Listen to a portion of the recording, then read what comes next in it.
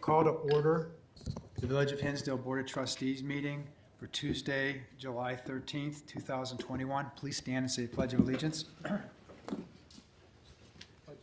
To the flag of the United States of America and to the republic for which it stands, one nation, under God, indivisible, with liberty and justice for all.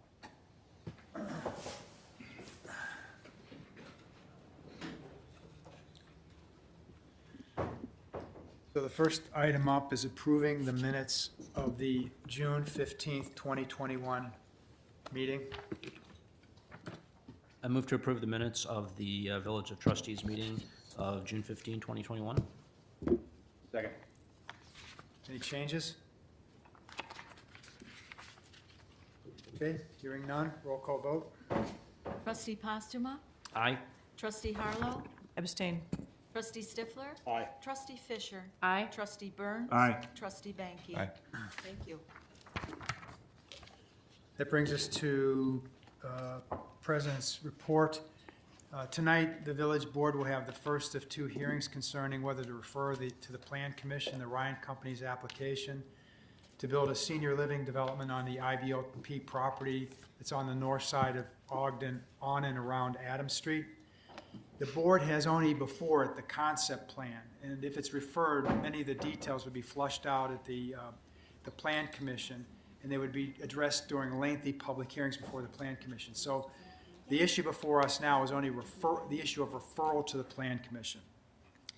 The proposed development includes a 285,000 square foot of property with a 225-unit senior living facility and 20 senior living duplex villas on 32.6 acre site. The property is zoned to the west IB, which is institutional buildings, and to the east R2. If the board determines that the Ryan application merits further consideration by the Plan Commission and approves the referral, the proposed project will move forward to the Plan Commission for what will be several lengthy public meetings, an opportunity for residents to put in specific input. The board will not take a vote tonight. There will be a second read on this matter in August where we will vote on referral of the matter. The board has received a considerable number of emails from residents, the vast majority of which are opposed to the development. In May of this year, another proposal for a planned development came before the board by the Ryan companies. At that time, a decision was made to not refer the project due to concerns raised by residents and members of the board, most specifically relating to density and traffic. I think the most productive, and Luke's going to handle this as chair of the committee that oversees this, but in my mind, the most productive use of tonight's time boils down to those two issues of density and traffic. For me, at least, those are the two issues that we need to address before we take any action to refer this to the Plan Commission. Other issues, at least in my mind, such as the donation of parkland, and are more appropriately addressed after we address those two main issues. And issues such as drainage will be handled at the Plan Commission. Those are really technical issues that are not really before the board. Obviously, the drainage has to be handled in a way where the water that's on the property is kept on the property, and any issues like that would be overseen not only by the village engineer but also by the DuPage County. At the August meeting, when we take a vote, if it was necessary for 4 members to summarily deny the application.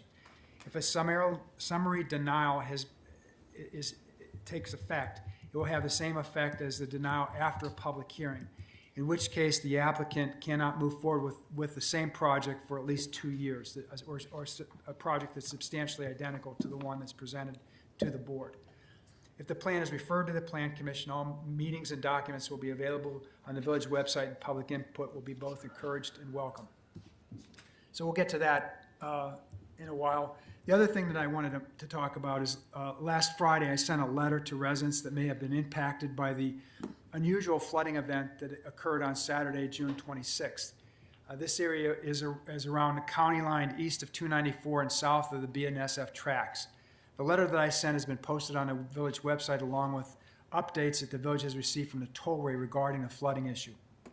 In the letter, I indicated the village staff is working daily with the tollway to restore village infrastructure, roads, and sidewalks that are impacted by the flooding event.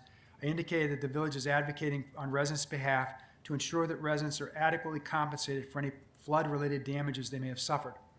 Both the village and the tollway continue the process of investigating issues relating to the flooding. The tollway continues to take action to assist the village and homeowners, including monitoring the work zone during rain events, televising, which means taking a camera in and looking at the village's stormwater management system, repairing infrastructure potentially impacted by the tollway's BNSF project to avoid possible safety issues, facilitating communications between the village, the tollway, and the tollway's general contractor, and addressing homeowner inquiries relating to damages claims. Residents who believe their property has been adversely impacted by the tollway's BNSF project may contact the tollway at 630-246-2930, or you can send an email to 294tristate@getapass.com for a claims form. These forms are also available on the village website. The tollway will be coordinated with their contractor to address the claims. Residents will be notified of the status of their claims on an individual basis. The tollway will assist residents in this process. The village also asks residents to copy the village on any communication with the tollway utilizing the Hinsdale Outreach at villageofhinsdale.org email. The village has had the Deputy Chief of Program Implementation Engineer, Lanye Griffin, and tollway representative John Sandler, who've been gracious enough to come to tonight's meeting. And the tollway is very concerned about this issue. They've been very cooperative. And to the extent that residents have questions about them, if there's anybody here who has questions about flooding that they may have suffered, those are the two people you should talk to. They'll be around during the course of the meeting and afterwards if you'd like to talk to them about how to file a claim. If there's anybody watching on TV, contact the tollway about any damage you may have suffered. I'm also aware that there are other areas of the town, not just those relating to the tollway, that had drainage issues. And to the extent that you have had flooding relating to the storm we had a couple weeks ago, the village public services and engineering staff will be contacting you. If you first call them, they'll get back to you about your concerns. And again, you can reach us at Hinsdale Outreach at villageofhinsdale.org email, which is being monitored by the public safety staff. One of the other issues that we're going to take up tonight, assuming we have the time, boy, I guess it's the first thing, so we're certainly going to have the time for this, it relates to the village's water rates, and we'll have a presentation about that. One of the issues that we've come up with recently is the amount that we charge for water covers the cost of the water to the village, but it doesn't cover the cost of maintaining all of the infrastructure that relate to the water delivery system, all the pipes. We have a very old village. We have pipes that are hundreds of years old that we have to replace, and we have a number in mind that we need to get to replace those pipes. We certainly realize that the cost of water is a significant cost to residents, and we don't want to impose on residents more than we have to. And the Finance Commission, former trustee Jerry Hughes, trustee Matt Postema, and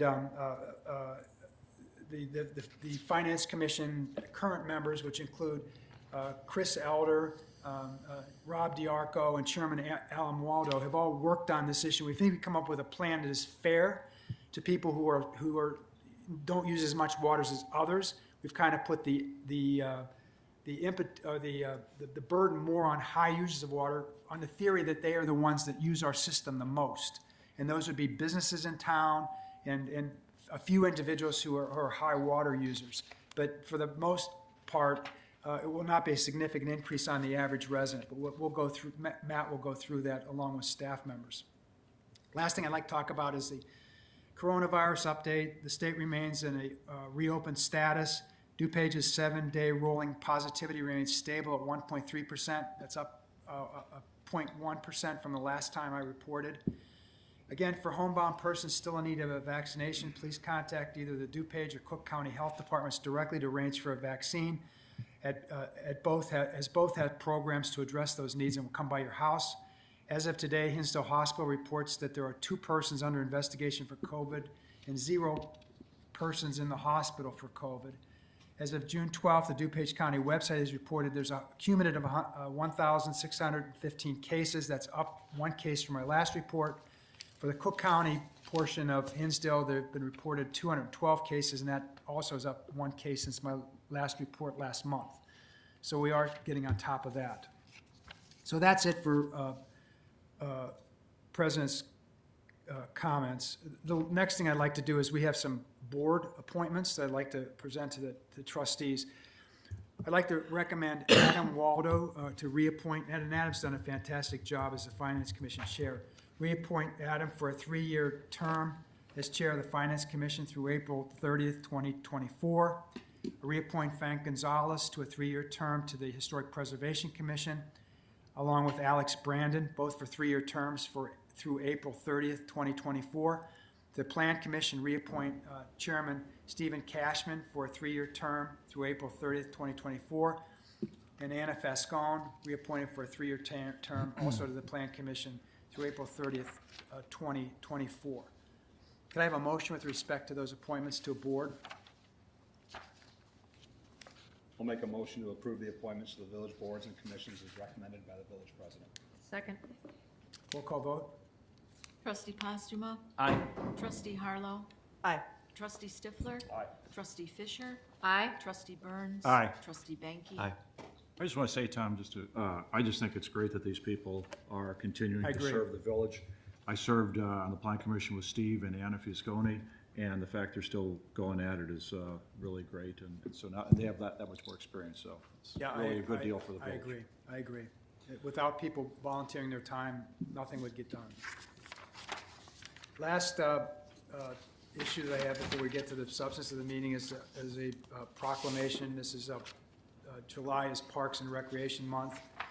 Whereas parks and recreation programs are an integral part of communities throughout this country, including the Village of Hinsdale Parks and Recs Department, and whereas our parks and recreation are vitally important to establishing and maintaining the quality of life in our community, ensuring the health of all citizens, and contributing to the economic and environmental well-being of the community and region. And whereas parks and recreation programs build healthy, active communities that aid in the prevention of chronic disease, provide therapeutic recreation services for those who are mentally or physically disabled, and also improve the mental and emotional health of citizens. And whereas parks and recreation programs increase the community's economic prosperity through increased property values, expansion of local tax base, increased tourism, the attraction and retention of businesses, and crime reduction. And whereas parks and recreation areas are fundamental to the environmental well-being of our community, and whereas parks and natural recreation areas improve water quality, protect groundwater, prevent flooding, improve the quality of the air we breathe, provide vegetation buffers for development, and produce habitat for wildlife, and whereas our parks and natural recreation areas ensure the ecological beauty of our community and provide a place for children and adults to connect with nature and recreate outdoors, and whereas the U.S. House of Representatives has designated July as Park and Recreation Month, and whereas Hinsdale, Illinois recognizes the benefits derived from parks and recreation resources. Now, therefore, be it resolved that I, Tom Cawley, Village President of the Village of Hinsdale, do hereby proclaim that July is recognized as Parks and Recreation Month for the Village of Hinsdale, County of DuPage, and that Hinsdale recognizes the benefits to be derived from parks and recreation resources. Okay. So the next item up is citizens petitions. If you're here on the Ryan project, we can hold off till we get to that. Is there anybody who wants to address the board on anything else? Any other issue other than that? Okay. So the first issue up is Matt, the water rates. Yes. So we move now to item 8A. This is, and as Tom alluded to, village staff has expressed a desire to try to create additional reserves to repair and replace our water infrastructure over the upcoming years. And one of the problems that we've had in the past with water, one is that as we increase rates, as you might expect under laws of economics, people use less water, so you don't get as much revenue as you might hope from the rate increase. The other issue is that our usage of water tends to fluctuate based on how much rain we have. And so for those reasons, the water revenues are not dependable, and there's been a desire to create a more stable and reliable source of water revenue so that we can create these reserves so that as we're looking ahead into the future, we're going to have the funds that we need to update our water mains and other parts of our water infrastructure, which are starting to get quite old. As you may remember, we discussed this at a committee of the whole meeting held with the Finance Commission back in March. And since then, we've had a number of discussions about this. Jerry Hughes was the chair of ACA before I was. He got started on it. We've had a lot of discussions with village staff. As you know, we've had 2 finance directors. Now Andrea Lamberger is a new finance director. One of our consultants, Dave Van Norsdel, has been involved, as well as various members of the Finance Commission. And so we've come up with the following proposal, which we'd like to discuss with everybody. And Andrea Lamberg has prepared the following PowerPoint, which summarizes the proposal and how it would affect our revenue stream going forward. Andrea?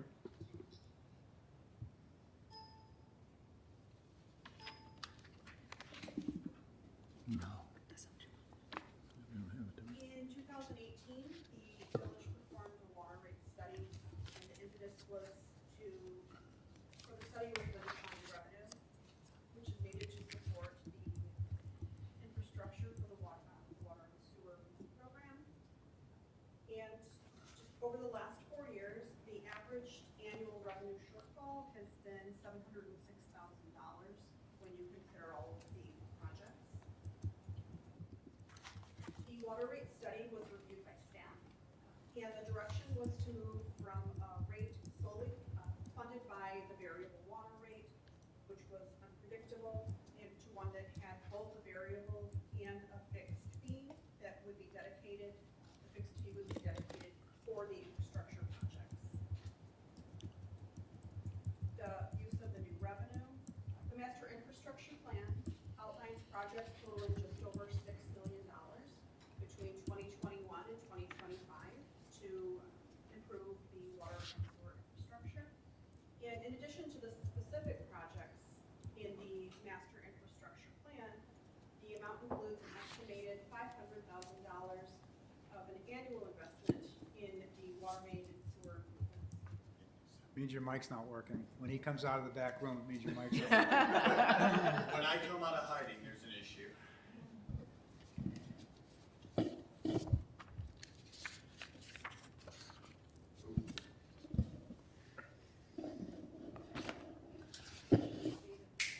All right, you're good now. You're good now. Thanks, Matt. So revenue from the proposed $15 bi-monthly fee is estimated to be $530,000 annually. And again, that revenue will be dedicated for the infrastructure.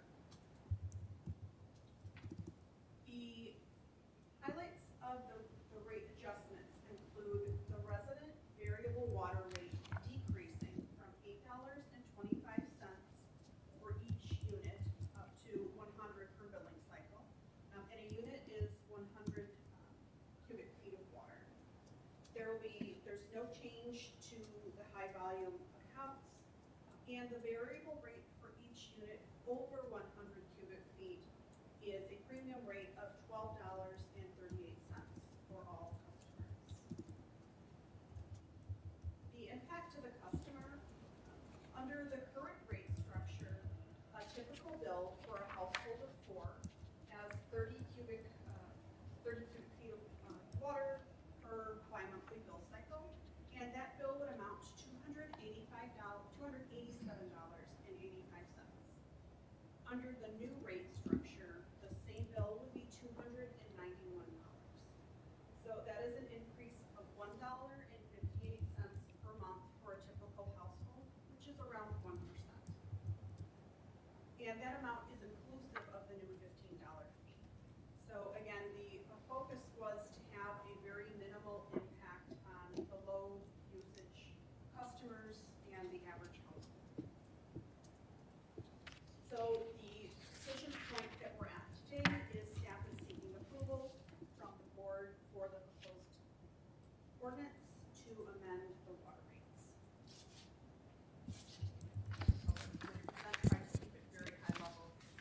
Thank you. Yeah, thanks, Andrea. And let me just add a little color, just so you can get a sense kind of what we were thinking. I mean, obviously, the goal is to create more revenue, but obviously making the, the impact on the, the residents and the lower users, fairly minimal. Of course, the benefit of having the fixed rate is that you have this dependable source of revenue, but obviously the issue with it is that that same, $15 fixed fee is charged to everybody regardless how much they use. So it's charged on somebody who doesn't use a lot of water, and it's also charged for somebody who uses a lot of water. And so, at the lower level, we tried to do a few things to kind of mitigate that. One is in the past, we used to have essentially a 3 CCF minimum purchase. And so we thought that was kind of like having 2 minimum fees, right? So we thought if we're going to start charging the $15, let's not also charge the 3 CCF minimum as well, which is $27. So we got rid of that. And then in addition, again, to kind of offset a little bit of the $15 fixed fee, we lowered the rate that's going to be paid by your typical user from $8.25 to $8, and so that offsets that a little bit. One note, just to in the numbers that Andrea was giving, that also includes a 15% sewer fee, which is charged on all water rates. While the rate charged to your average user is going down from $8.25 to $8, the premium rate, which used to be 50% of the regular rate, we kept that at $12.38. So our very, very highest users will be continuing to pay that higher rate. That rate will remain unchanged. And similarly, that's 50% of the old rate premium. And then similarly with our non-resident rates, that used to be 25% of the old, 25% premium over the old rate, and so similarly we've kept that the same. And one thing I'd like to add is, we don't raise fees and rates just because we can. We do them after we think about, we have a reason for doing it. Here, we've been struggling for a while now with the issue that we had to take money from the general fund to finance fixing the water system. And really, the water system should be self-sustaining. So we've been trying to move to that over a period of time.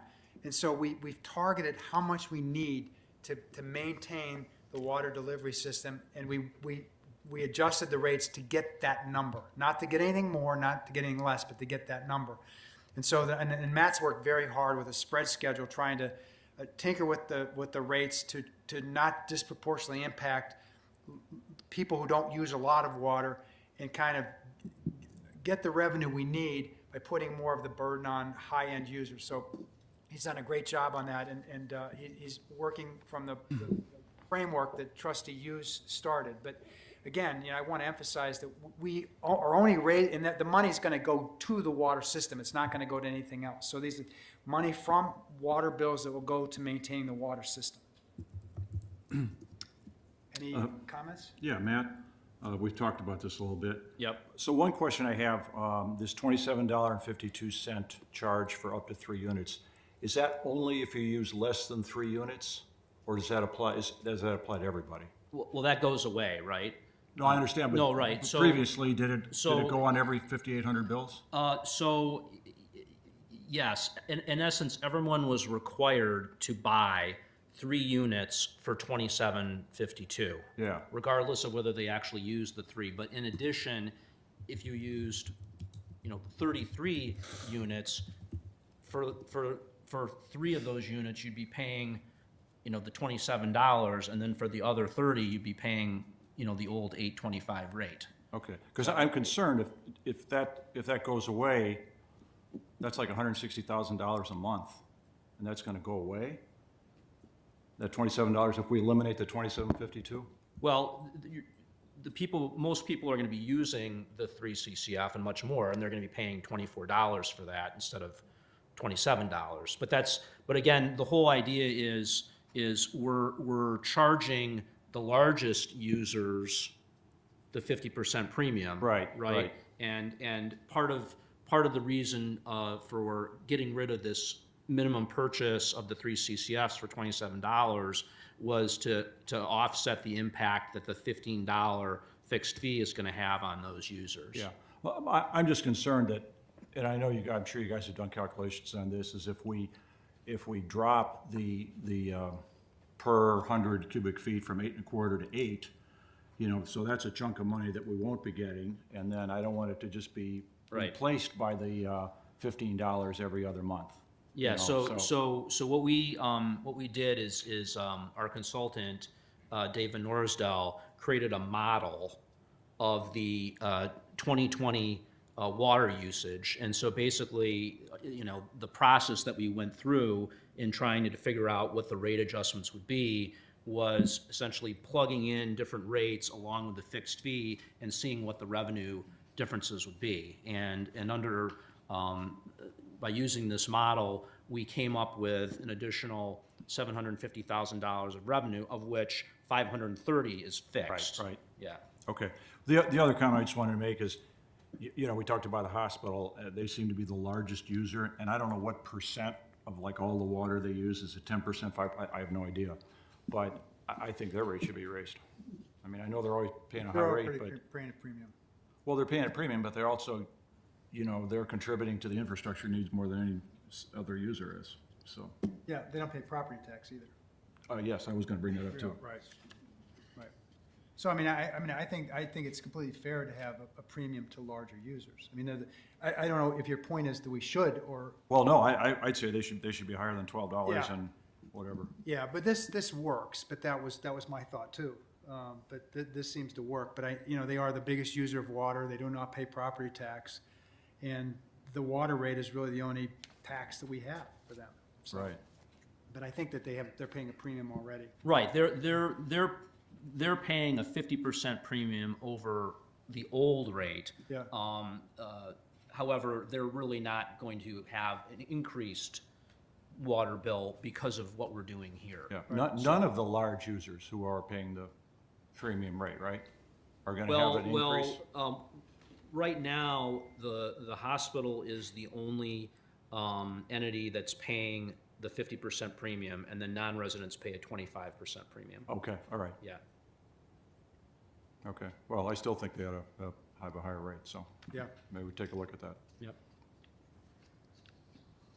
Anything else? Is the $15 fixed fee assessed to every household at the same time? Or is it is it offset in any way so that there's more cash flow? So I believe that essentially half of the village is billed every month for 2 months. So it is staggered, but the 50, you get a bill every 2 months, and it's $15 every 2 months. One other small little point, could we call it every other month? Bi-monthly, if you look up the definition, it says, there's 2 definitions, every other month or twice a month. Right. So bi-monthly is not a clear definition. so, Yeah. It's every other month in this situation. Every 2 months. Yeah. Yeah. Okay, is everybody, we can put this on a second read? Okay. Okay.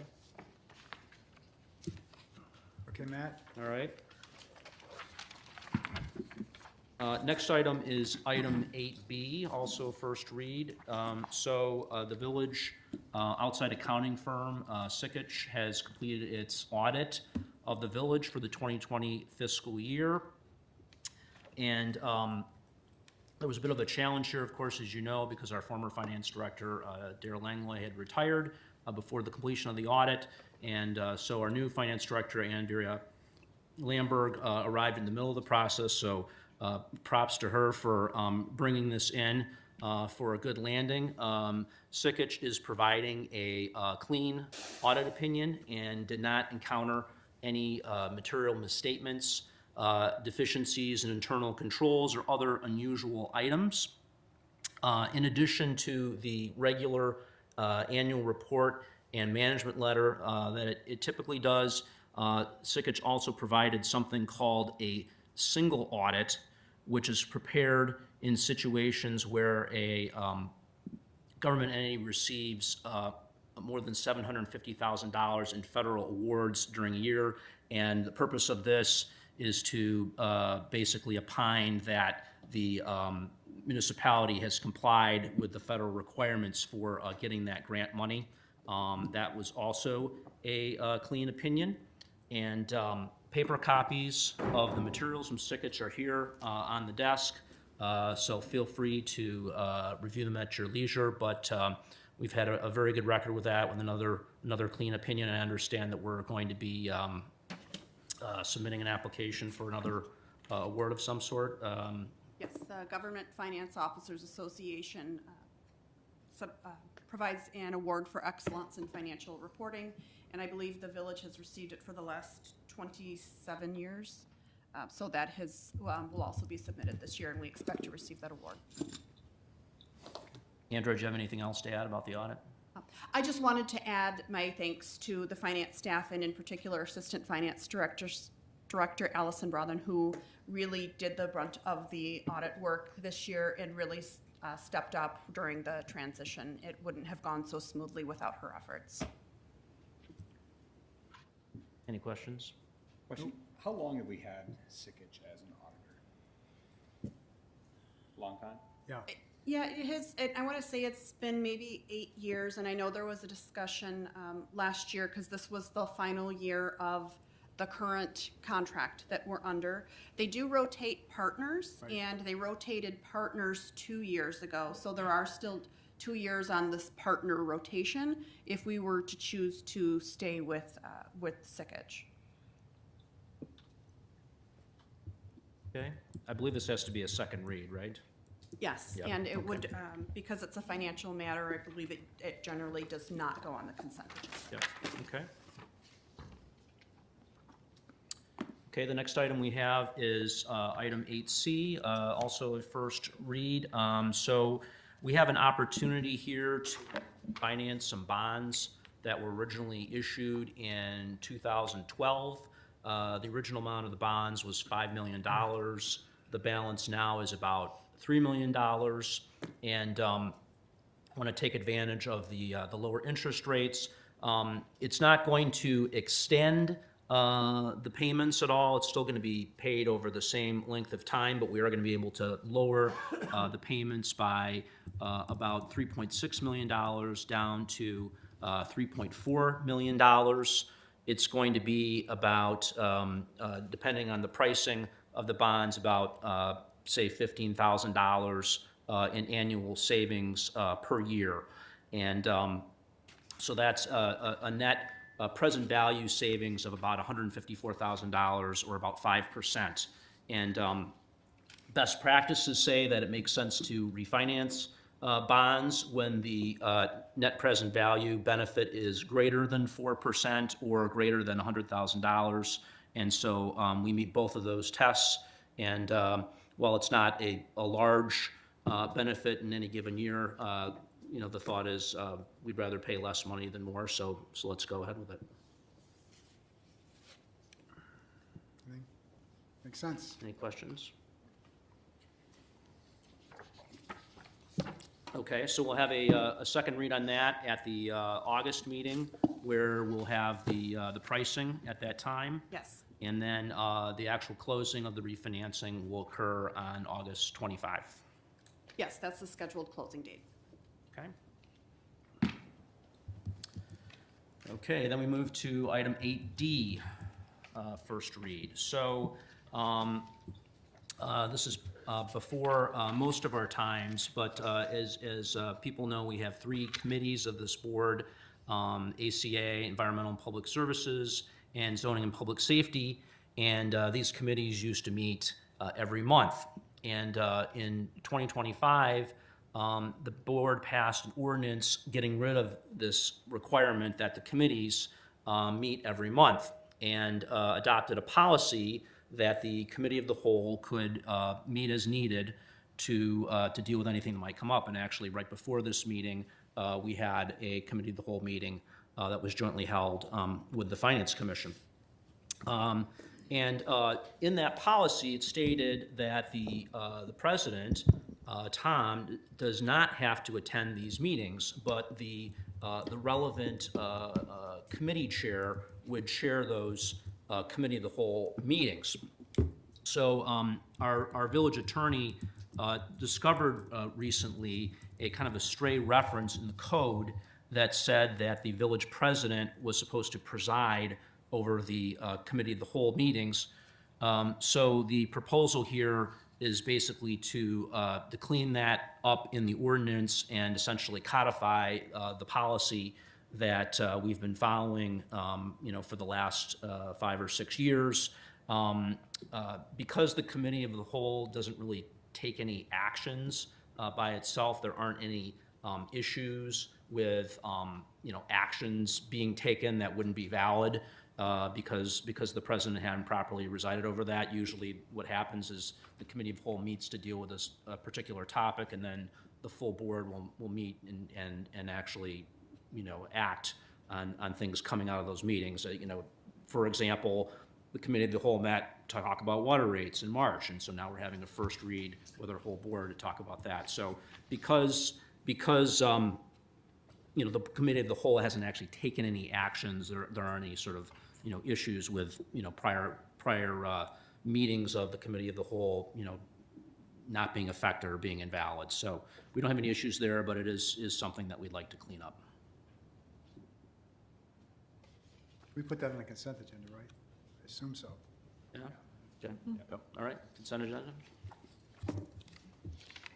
Okay, Neil? Okay, so item 8E is to award the contract for construction observation, engineering services for the Chicago Avenue resurfacing. We're getting to that phase now where we're going to start, finally, after digging up Chicago Avenue, we're going to start repaving it, and we do construction observation. We want to award this to HR Green in the amount not to exceed $103,000. This is within our budget for this. And HR Green is the company who also did the design services, so we'd like the person who did the design, or company who did the design services to also do the construction observation. Go to the consent agenda. I think. Okay. And then item 8F is to approve payment to the Suburban Tree Consortium. This is the firm in which we they supply our trees and planting services. In the spring, they did this to the tune of $59,000, but we hadn't issued a purchase order to them just by error. So we need to pay them, and we would also like to get funds approved for an additional $30,000 so that we would pay them overall $89,000 in this fiscal year. And this is within our budget. And the remaining $30,000 is what we've planned for the planting for the rest of the year. So, as I understand, this was not included in the blanket purchase order, right? Correct. This is, we're not spending more money. We're just, money that was budgeted, and we're just giving Yes. the staff the ability to pay this without coming back to the board every time, Correct. right? Okay, Okay, consent agenda? yeah.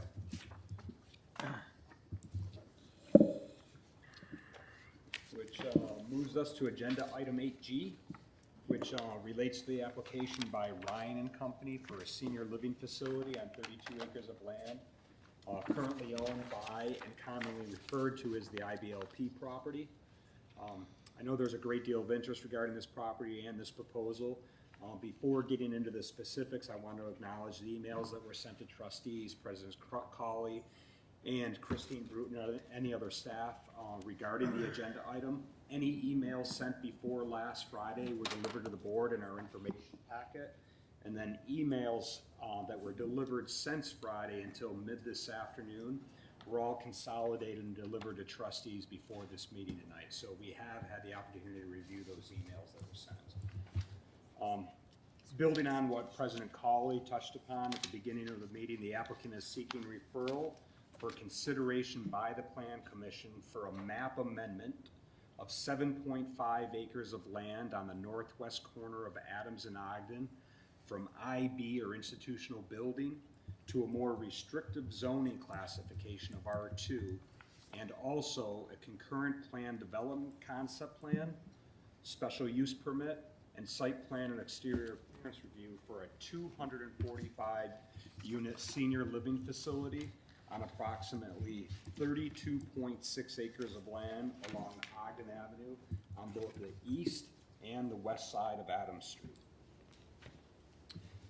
This matter is before us this evening as a first read, and as President Colley said, we will not vote on this matter this evening. Rather, there is a vote scheduled for our next meeting in August. The applicant has been before this board 2 previous times regarding the same property with similar proposals. In early 2020, this board referred a concept plan to the Plan Commission, but the applicant withdrew the application following several public hearings and material changes to the original concept plan. Then in the fall of 2020, the applicant submitted a revised plan, which was ultimately withdrawn as the board did not provide positive feedback on the revised second concept plan. Since this last submittal, the applicant has reduced the total number, and since that last submittal, while this new concept plan that we have before us this evening is very similarly substantial, the applicant has reduced the total number of units from 267 to 245. The one-story villas on the east side of Adams Streets have been reduced from 27 units in 11 separate buildings to 20 units in 10 buildings. Additionally, the applicant has reduced the overall size of the senior living facility, the main facility, by approximately 40,000 square feet, and the number of units reduced from 240 to 225. Additionally, the most recent application proposes the dedication of an approximate 12-acre park to the north of the 10 duet buildings on the northeast corner of Ogden and Adams Street. This board has had most of the information on the application for the past 2 weeks. I would note that the information is very well put together and provides a great deal of detail for a concept plan. As such, I'm not going to go in and review all the details. We would be here much too long. Rather, I would like to have staff and the applicant speak before opening it up to residents' comments. First, the village planner is going to review what can be built on the property as a matter of right that anyone that may purchase the property in the future. Typically, if a property is built as a matter of right, there is limited input from this board or the Plan Commission.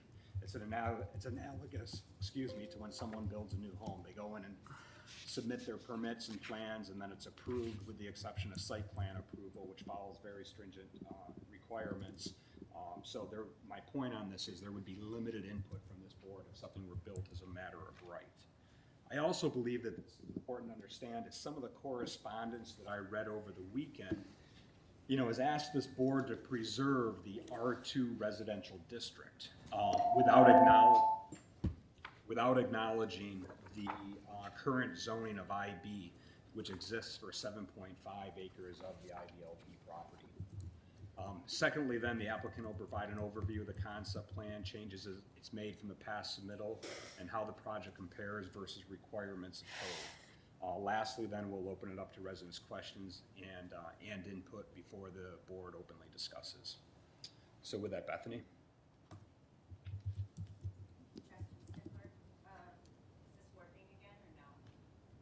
Doesn't sound like it. I don't think so. All right, if I talk really loud, can everyone hear me? Yeah. All right, if you can't hear, just let me know. So, thank you, Trustee Stifler. I'm gonna kind of just give a quick overview so that everyone understands kind of what property. I know a lot of us do know what we're talking about. This has come before the board Yeah, there you go. previously. Is this better? Yes. Yes. A little bit too better. Give me a second, I'll justify my. Okay. So this property, right now we're talking about 32.6 acres of land, which does include the old IBLP regional office building, as well as the pond tributary to Stalk Creek and some undeveloped land. So as Trustee Stifler mentioned, 7.5 acres roughly of that property, shown in pink, is zoned IB. And the remainder of that site is within the R2 district. So when we talk about what is currently allowed by right within each of those districts, the major thing to know is in that yellow area, the only permitted use by right is single-family homes, but there are special uses that are allowed that would be required to go through the full public process. So that would be a planned development, such as what's being proposed or public utility stations. The IB district is obviously a little bit different. It's meant for institutional buildings, such as the IBLP property, which is what it's been used for, which is a membership organization, which I'll talk about in a minute. But what's allowed by right is pretty much any governmental activity. So that could be something like a courthouse, it could be a DMV, it could be a government office building, it could also be a publicly owned park, a zoo is specifically mentioned in the code as allowed by right, and village-owned parking lots. So when you think of government bodies, it could be state, federal, county, there's a lot of range of what could be allowed by right. In terms of special uses, the code does specify that any type of schools, libraries, youth centers, membership organizations, which do include churches and mosques and other sort of religious organizations, and their daycares can be allowed by special use, museums, planned developments, and then cell towers, pretty much. So I'm not going to go too much into detail, but I'd be happy to answer questions if anyone does have questions. Very different districts, so they have very different bulk requirements, but we can talk about that further. These bulk requirements were used for staff to put an analysis together about what could be code compliant on these lots, which I'll go into in a minute. Ryan Companies is here today, so they're going to be kind of giving a little bit more of a detailed overview of what's being proposed on site. But this is the site plan that was included in the packet. And as Trustee Stifler mentioned, a total of 245 senior living units are proposed on this site.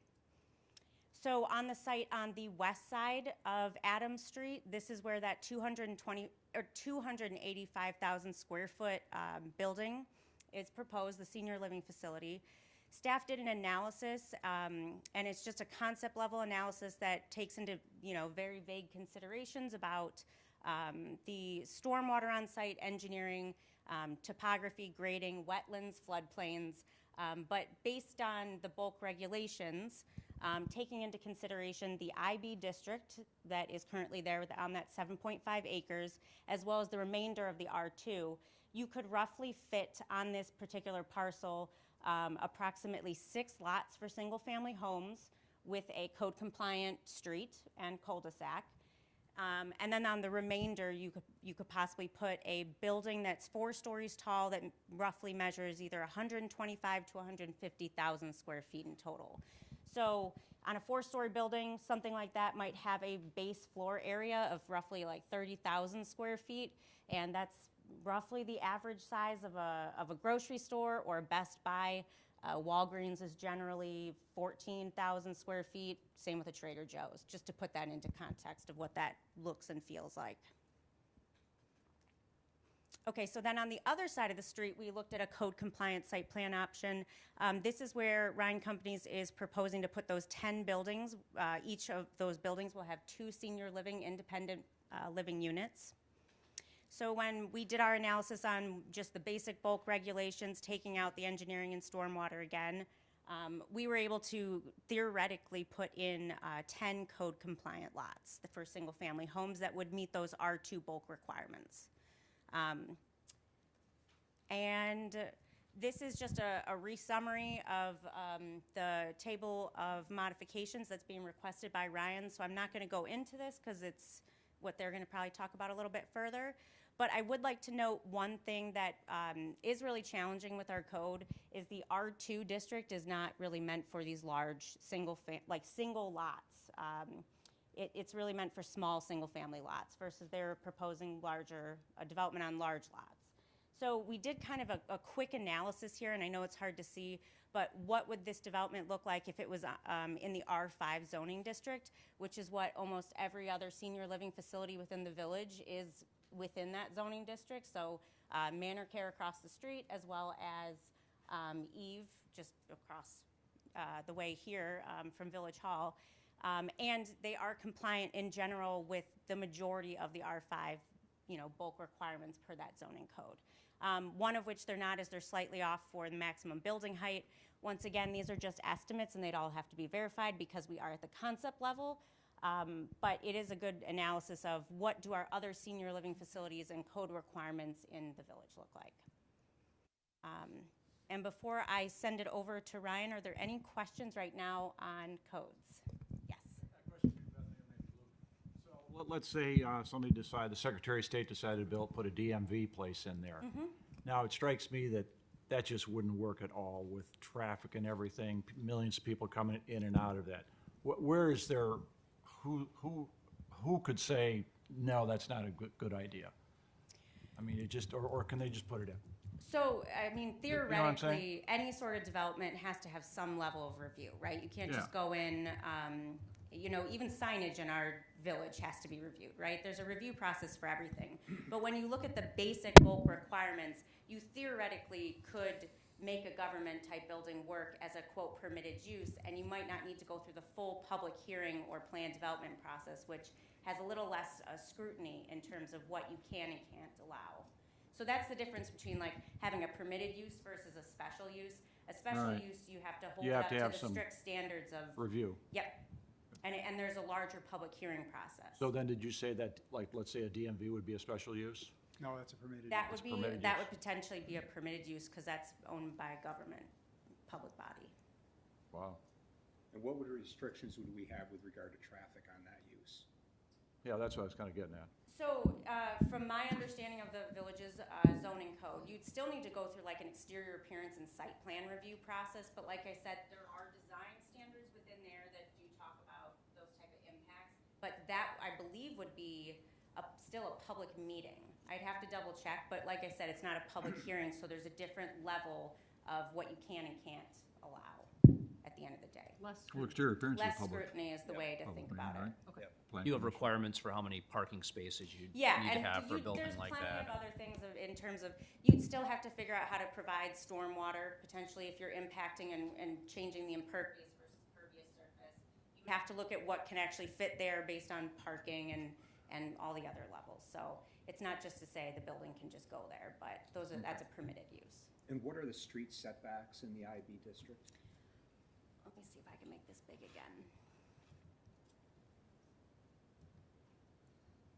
So this slide is helpful, and I'm sorry, it's a little bit hard to see here because I was trying to fit a lot. So it's interesting to look at, if you look at the front and corner side setbacks for the R2 versus the IB, they're actually the exact same setbacks in that regard. The difference comes into play when you talk about interior and rear side setbacks. One is obviously meant for a larger lot, right? If you're gonna have an office building, you're not gonna be having a small lot that would be oriented for a single family. So it's putting that into scale. Does that answer the question? Brittany, one question. Bethany, pardon me. One of my big concerns about this situation is the fact that I think we're always in a better place if we can control the outcome versus being controlled by it. But in opposition to that, though, has there been any expressed interest from any government entity or any other entity besides the Ryan Properties of developing this property? No. Yeah, in my brief tenure No, working no. here, I'm not aware of that. And that's my point. I mean, I really truly believe that the government building is a boogeyman. I mean, I don't see a DMV going there. I don't see a zoo going there. I don't see a museum going there. I don't see a church going there. I don't see a mosque going there. I mean, I think that to the extent that trustees are afraid of what can be built there, I just think that's a boogeyman. I don't see it. I think that we're going to be developed this the way we want. I don't think we should do something on the thought that we're preempting somebody from doing something else, because I just don't see it. I don't think somebody's going to pay the money to put a government building there. I don't think a government building's going to be there. A university's not going to go there. AT&T substation's not going to go there. So I just really think that the extent we're doing this, approving this, just because we don't want something else there, is the wrong way to approach it, in my view. That's not the highest and best use of the property. No, well, and also, we are in the driver's seat. We should control what we think should go there and not worried about somebody theoretically coming down the line later with some project. And I'll tell you what, if IBOP thinks that they have to sell us to a government office building, the price will drop immediately, because it'll take them 20 years to find somebody who's going to build a government office building there, even if they ever want to. So, I mean, I do not think we should feel that we have to accept a project because we have to preempt something else. We are in the driver's seat. We should do what we think is appropriate and not think about that. That's my personal view. I just do not think that's a fair comparison. Unlike last time we talked about McNaughton, where we said we could develop those units as single-family homes. Here, there's very specific use that I just don't see going there. I don't see any government building with that intersection at Ogden and Adams putting something there as a high use. Why in the world would you do that? So I just don't see it. So I mean, to me, I just discount all that because I just don't believe it. And the one thing I will say is to go back to this rough comparison here, it does kind of put it into scale of like, as you said, the uses are one thing of what it really could be realistically based on land values and a whole bunch of other constraints. But it does put into context, at least on a theoretical level, of like, what is the scale of development allowable based on the underlying zoning? No, I understand that, but And that was I'm not criticizing what you did. I think that it makes sense to say what could go there as of right, but I do not agree with the concept that we have to jump at something so that something else doesn't go there. That's my point. Well, and to Tom's point, I think that we need to focus on the impact that's being presented as a project as it stands. Right. Right.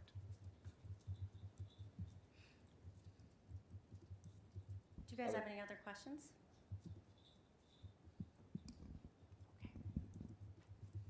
Do you have Ryan and Go ahead. Companies? should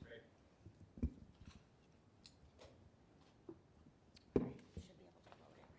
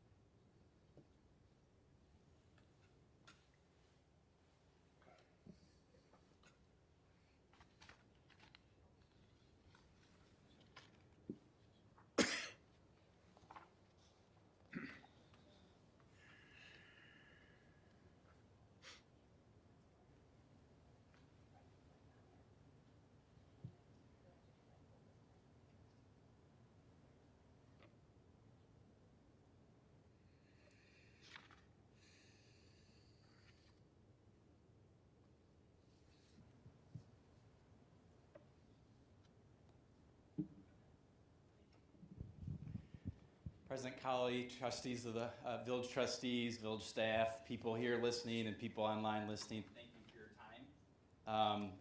This has been a journey over the last 19 months or so, and hopefully you can come to some conclusion. But again, thank you for your time and listening to the highlights of our proposal. I'll keep this brief and stick to the highlights to be respectful of your time. On the screen is a current view of the IBLP building on the right side, and a rendering of the proposed view on the left side, and we'll get into scale and setbacks and whatnot here over the next 10-15 minutes. Over the last 19 months, we've been listening and adjusting and listening and adjusting, and Trustee Stifler gave a clear time frame of the past 19 months, so I won't get into this, but just want to give perspective that we have been doing our best to listen and adjust over the last 19 months. We've been busy over the past, since last fall when we saw y'all last. There's been some notable changes since the plan in the fall. First of all, we've been able to greatly reduce the plan. As Trustee Stifler said, the building on the west side has been reduced by 40,000 square feet. We've been able to reduce the total unit count from 267 units down to 245 units, so 22 less units overall. We've been able to enhance the building layout.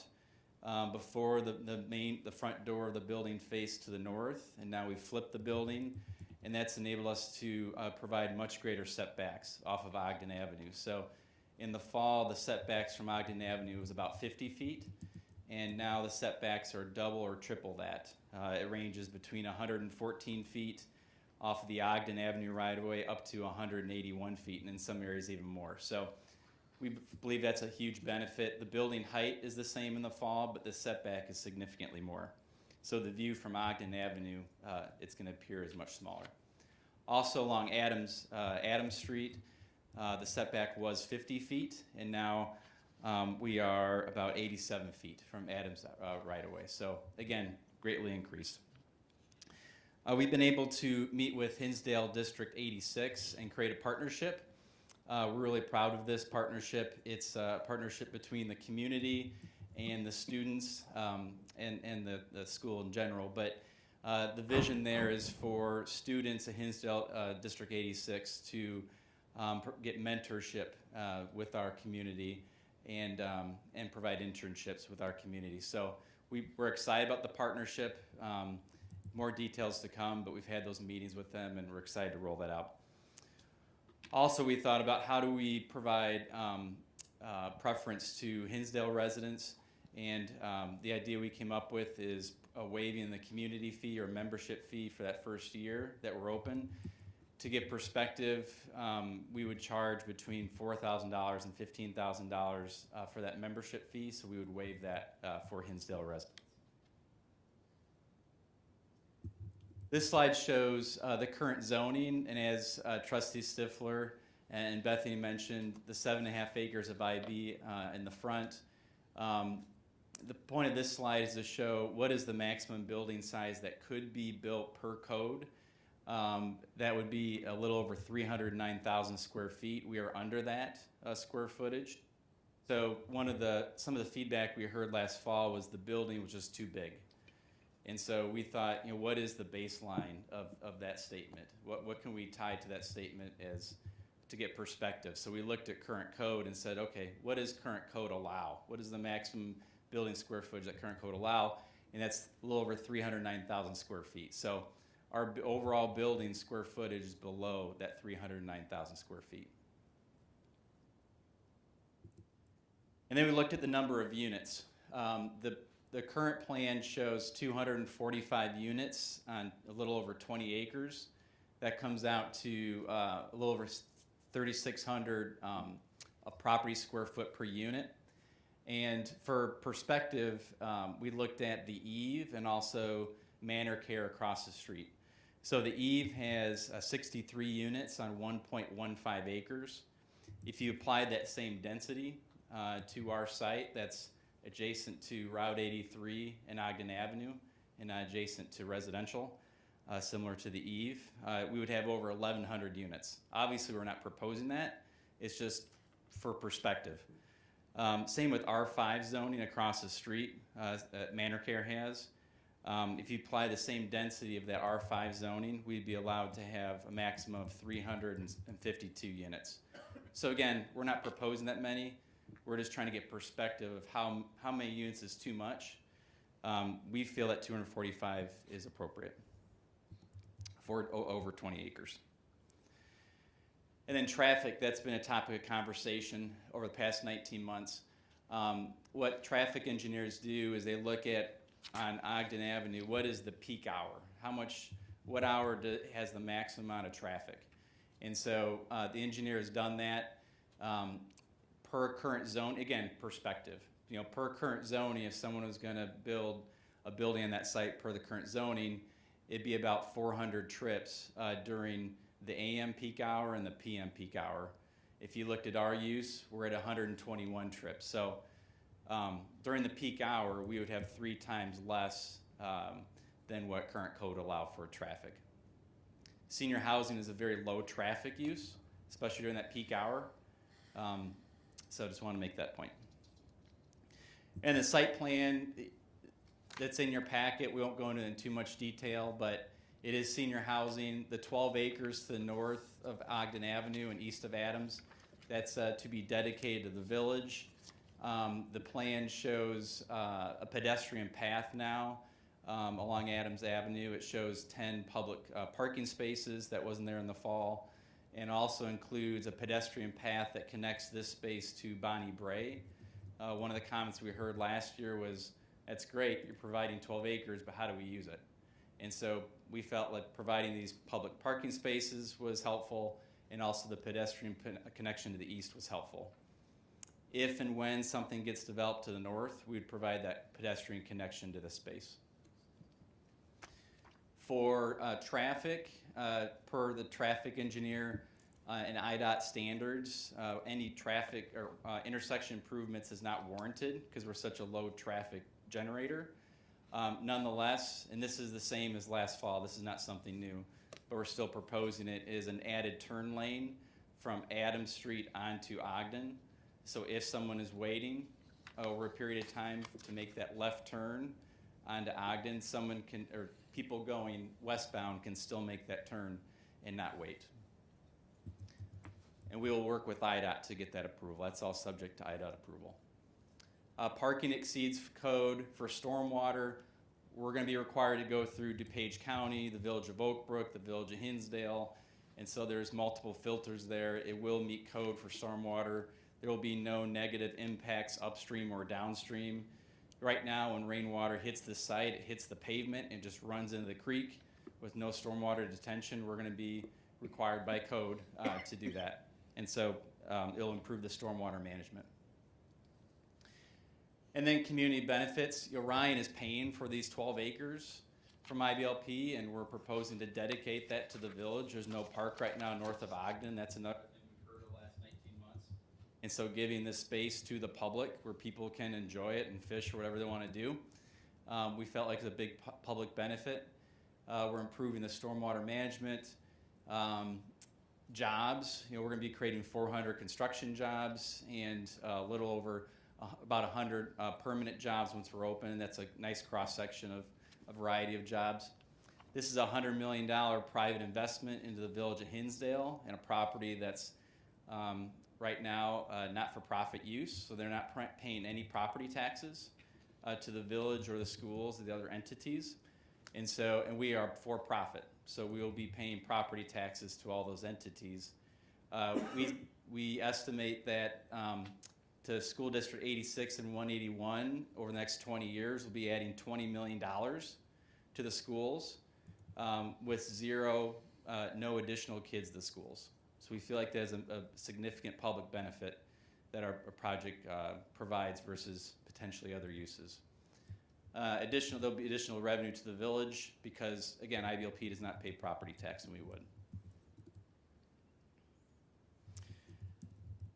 So on the screen is a summary. I'm not going to read it, but we are proud to present this plan. We feel like it has improved significantly since the fall. We feel like it's respectful to the neighbors. Suggested next steps, we respectfully ask for a referral to the Plan Commission. We would really like to get in the process and get to the Plan Commission at that public hearing and get that detailed feedback from the public and from the Plan Commission. We'll continue to work with the residents. We propose having our third community open house prior to Plan Commission when that's scheduled. And then, again, going through the process with the Plan Commission. So, again, thank you for your time and welcome any feedback or questions. Thank you. So, yeah, let's, any questions to Mr. Erickson? Let's run through those now before we open it up to public comment. Do you want to have the trustees talk about it before you get public comment, or does that make sense to see where people are? I mean, I know what the public comments are going to be, That's so why, I would that's say, what, yeah. I mean, I think I know so. too. I also would like input from, as we solicit public comment here, as you had mentioned is, the big question here is density. Right.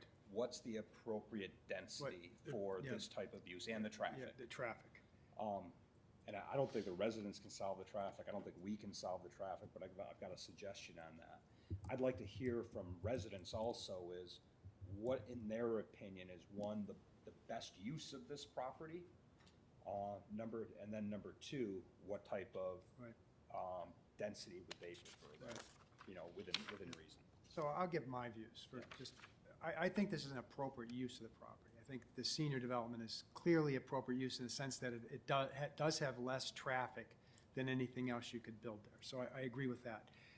Last time that the applicant was before us, we talked about reducing density. I don't think it has been reduced enough.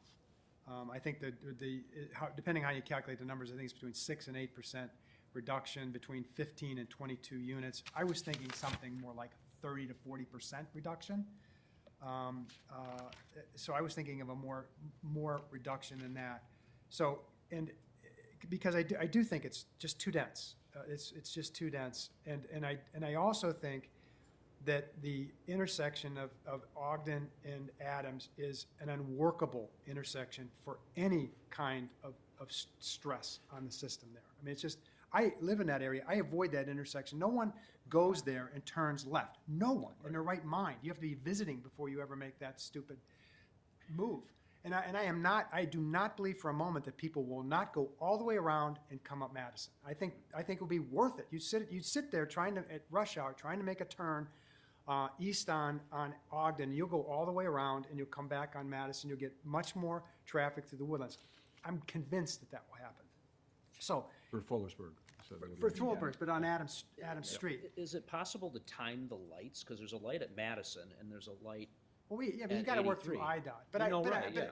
Right. So, but I do think one of the solutions with the traffic is the middle lane. I do think that it does give you an option to be able to turn into the middle lane and then turn. I think you can do that because then you don't have to worry about sinking the lights, right? Yeah, right. So, but to me, that's not a wish. I think that has to be something that's in place before we move forward with this. I mean, I hate to get all the way to Plan Commission, comes back, and Dave tells us, well, you know what, IDOT didn't approve that, and we still have a project we want approved. I mean, to me, having some solution to Adams is just, it's key to this whole issue to me. I mean, I just don't think we punt on it and say we hope it works out. I don't think it will. So to me, you know, the number I had in mind for a reduction was at least 20% for it is today, to come down to 200 units. And in addition to that, that you would get an agreement from IDOT for a middle lane. I mean, it seems to me that would then be something that then I personally, and everybody's got their own view, but I could send to the Plan Commission. But it would be a less dense development. It would be less imposing when you come into Hinsdale as far as a big building sitting there. And I think that would solve the problem with the intersection. And so that's how I feel about it. And I you know, I don't vote unless there's a tie, but if I would not send this to the Plan Commission unless I had both of those things. At least a 20% reduction and a middle lane. And I don't think a middle lane is out of the question. I know when Kensington had it, and the only reason they couldn't do it is because they didn't want to donate land from their property. I think you're willing to donate the land, right? You're willing to, somehow they would extend the curb or something. So, I mean, but Kensington looked at it, and I think IDOT gave them the initial go-ahead, but then Kensington decided that they didn't want to give up any parking spaces in front of their building. So it's doable. I'm not putting this out as a way to stop the project. I think it is a doable thing to have a middle lane. But to me, it is a precondition to me to sending this to the Plan Commission. Because I just do not see how that's going to work otherwise. You'll have 15, 20 cars backed up there. People will be going around, coming down Madison Street. You have people at the light at Madison. And you know, I realize that a lot of these people don't drive, but you are going to have, 50, 60, 70 staff members working there? There's going to be a fair number of staff members working there. I just see it as a problem. And accidents, too. Yeah. Oh, yeah. I mean, that Adams, you know, you just have to close your eyes and hit the gas and hope it all works out. And services coming too. What's that? Services, you know. Vendors. Yeah, vendors, Vendors, yeah, food bringing delivery. food delivery trucks. You know, so, I mean, Emergency. I think it's a good idea. And I do realize, at some level, I realize that these businesses only make money if they have a certain critical mass of people. And this is what we dealt with over at Eve. And I understand that. But the way I think the project works is these guys at IBLP are sitting down in Texas. They have put a price on this that they gave Dave, and Dave has to build something that you know, gets a profit for him. And if we say no to Dave, he goes back to them in Texas and say they won't take it. Reduce the price. They reduce the price. Dave comes back to us with 200 units, and we say okay. That's the way it always works. I mean, I've been doing this, you know, sadly, for 12 years. And the other thing, code-compliant projects, I've never seen one. No one ever comes with a code-compliant project. Everybody wants something from the village. But it just seems to me that it all goes back to what IBLP thinks they can sell the property for, and that drives the density. And if we send a message to IBLP that we're not going to allow dense development there, the price will drop. I'm certain that will happen. So, Scott? The one question I have is there a reason that these, from a development perspective, that the contiguous building and the duets, they can't exist in isolation? So where they wouldn't have access to Adams, where they would just live and be built so that their street access to Ogden Avenue would be on their own property.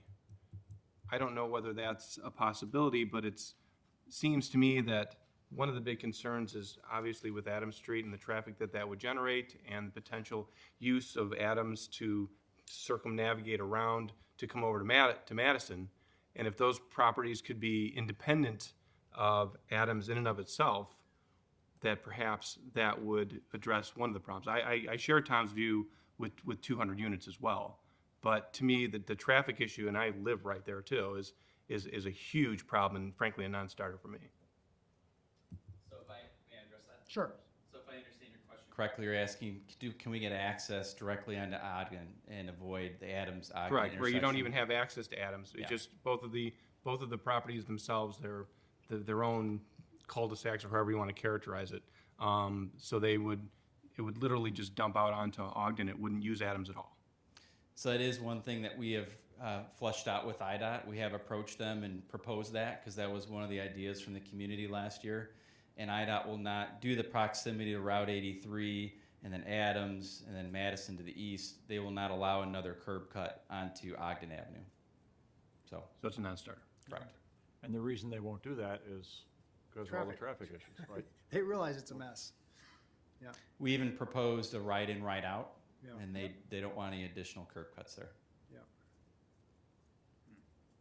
Thank you. Yeah, you're welcome. So in addition to the constraints that President Colley has highlighted, I'd like to, are there any other constraints or that we should be considering as far as sending a message, to Ryan and companies as far as consideration for this? I agree, Tom's hit on the high points. And I'm also of the position, we've seen this happen, Neil and I saw this happen when we were at Plan Commission. You send really policy level decisions such as density to Plan Commission. They sit there and debate it for 4 or 5 months and ultimately decide that this is a Board of Trustees decision Right, and send exactly. it back. Right, Exactly. right. That's what Exactly. Eve was. I think there are a number of items where, And the other thing that I've noticed, there's a certain institutional mindset that if you've been working on a project long enough, we have to approve it. If it's been in the system for a while, gee, we've got to approve this. So I view our job is to just stop it before it becomes an institutional project if we don't agree with it. And I really do think it's too dense, and I really do think the Ogden-Adams interchange is a key issue that we have to solve and just not hope. yeah, hope's not a strategy. Yeah. I've got a question for Dave, and just putting aside the 240 or 200 number for a second. I know that a lot of the other developments that you have done in other places have been less than 200 units. And so I'm wondering if you can just sort of address that in terms of density and, why you're proposing, from your perspective, 240 here and in these other places you had, 150, 175. Cost of the land. It's a variety of reasons. It's cost of land. It's market driven. Some markets you're not going to do 200, 300 units. You want to do 100 units. It's what can be built on the property per zoning. So there's a lot of different factors there. But throughout the country, we've done senior housing developments that are 130 units. And we have one under construction now that's 280 units. In fact, we have one that's over 400 units right now. So it's a range based on those factors I just mentioned. But the business model works under 200 if other things fall into place. Like cost of the land. Yes. Yeah. Cost of land, right. Yeah, exactly. That's what drives all this, is It's cost of land. it's construction costs, it's Right. operating costs. And there's Right, a lot I of mean, different right, there variables is there. a certain economy of scale. If you have a larger development, you pay less in construction costs. Yeah. But by and large, it devolves to cost of land. But 200 does not seem like, if everything Well, fell into place, it doesn't seem like an offensive number No, and considering let me the tell you size how of I the come in, others. and there's no magic to this, but right across the street, we have a similar development that is, what'd you say, 63 units, around 70? Eve, Eve, isn't it about 63? Yes. And I remember when the board that we had at the time was very concerned about traffic, and we have seen nothing as far as traffic from that. I mean, it's been a very low use as far as people driving. I think they pull the trucks around the back. I don't think we've noticed any significant change. No one's complained to me since it's reopened. So So something that is bigger in that lot, I think that a 200 to me would be something that's doable, conditioned on fixing the Adams Street access. But I mean, and there's no magic to that. I just thought around 200 units seemed to me to be more workable number, but I can't say I came at that with any kind of scientific logic. No, but I'm just going off Tom's point. Your Clarendale of Mokina, 156 units. Algonquin, 186 units. I'll go over to Indiana. Schreierville has 177 units, and it does offer independent living, assisted living, and memory care. Now, I think all of us can appreciate keeping a family member or an aunt or somebody in town where they can transition through these stages of life. But, I mean, where we're at 245 in comparison to everybody else, land value aside, is still too big. Yeah, may I address that? Sure. And two things to add just for the conversation. One is the built property size matters. This is 20 acres. The three you just mentioned, they're between 8 and 11 acres. So that's something to add to the conversation. And then also the number of units for senior housing. I think it'd be helpful to think through what's the purpose behind the reduction. Is it traffic? Is traffic the reason why we're reducing units?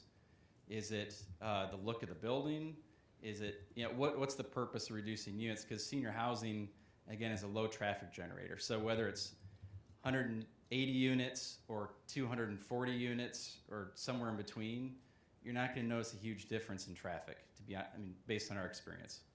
So something to add to the conversation. Yeah. What is that magic number for Yeah. senior housing? If it's traffic, I'm not sure you're going to notice. To me, the it's traffic and just the look of the building. The building looks just very, very dense. And I think that if you reduced it by 20%, you could have a less dense building for the gateway to Hinsdale. So, and there's got to be some correlation between traffic and size, I would think.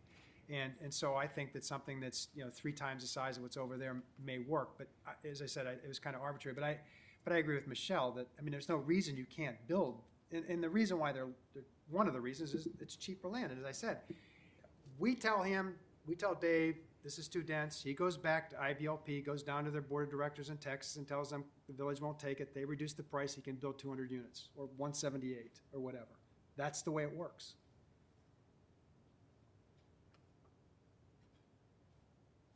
Other considerations? Let's take a step back and also talk about, President Colley mentioned the use of this property. I'm also of the opinion that, having lived next to Eve for several years, 1 block away, it's not a very intensive use at all. I'd also be interested in hearing what the residents' thoughts on that as far as a use of this property is before we get a ball rolling too quickly or send a message. I want to make sure the residents have their input on that also. But as far as use, what are your thoughts on that? I like senior living as a use for this. I think it's going to be hard to get people to build, R2 lots right along Ogden and 83. Right. Those whatever that was, 5 or 6, lots. No one's ever going to build a house on those lots. So Right. I think this is a great use, and obviously the opportunity to have a park up there is a great public benefit. We have the opportunity to create a Catherine Legge of the North, with that park. Laurel? I agree. I think senior living is, quite possibly a really strong use for that property.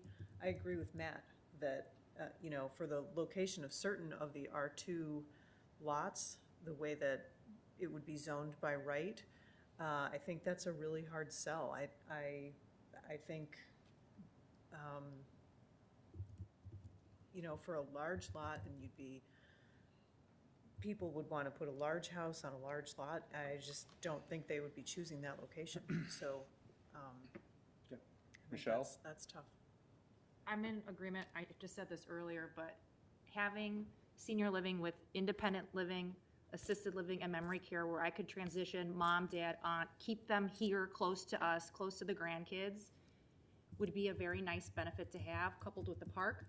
I think there's just some nuances maybe we have to figure out, especially with traffic.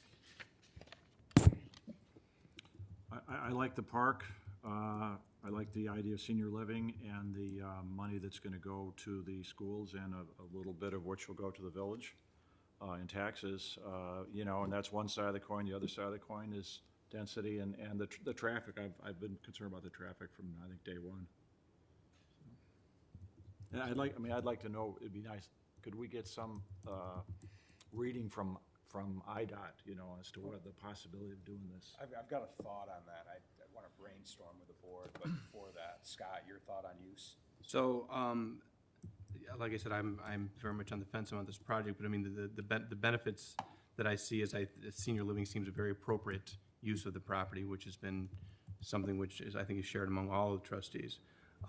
It doesn't place a burden on the schools from just a population perspective, which I'm in the Monroe District. I think that is a huge benefit. And obviously what Neil mentioned with regard to this, the tax revenues associated with it. And also it gives us a level of control because we're helping decide what's going to ultimately reside on that property. But on the flip side of it, and really which tips the scales for me personally, is the density and this problem with Adams. And without that being addressed, I wouldn't be in favor of it. Also, I'd like to hear from the folks here, and there may be things that I have not, you know, fully taken into account yet, so. So with that, let me throw out one idea with regards to traffic, and then two, hear from the residents specifically about any of their concerns, but more specifically with regards to appropriateness of use and then density. So, you know, I always look, we require all these studies to be done, you know, a demand study, a traffic study, and the applicant always goes out and hires their best friends to do these studies, and they always come back and say, this is absolutely needed, this should have been built here 20 years ago. What about the thought of engaging a traffic consultant that works for us to determine what should be done here?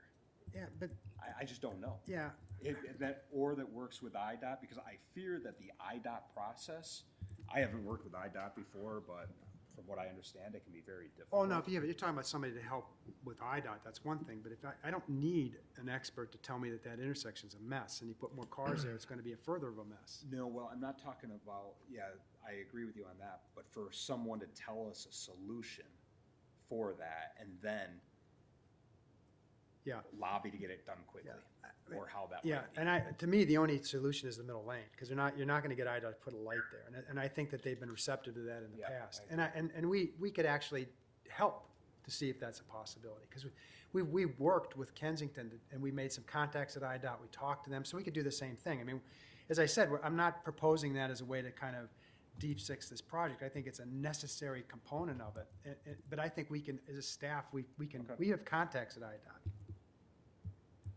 What is the timeline for a process such as, like, to get answers of saying, hey, this could be done, or no, they're gonna nix it? Yeah, it's the government. We can make some calls Yeah. this week. I'm sorry, I'm getting used to this new mic and the lights.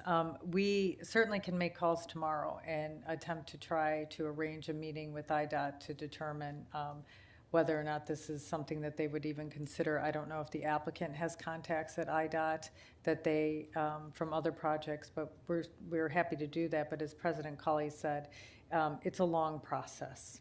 But you can get a preliminary view pretty quickly. I mean, I think We you can try, yes. Yeah. And if I may add to the conversation, what I was going to suggest that Ryan works with village staff, engineering department, our engineer V3, I'm sure they have contacts there also, and see if we can have a meeting as quickly as possible with IDOT. Yeah. Okay. So with that then, input from residents.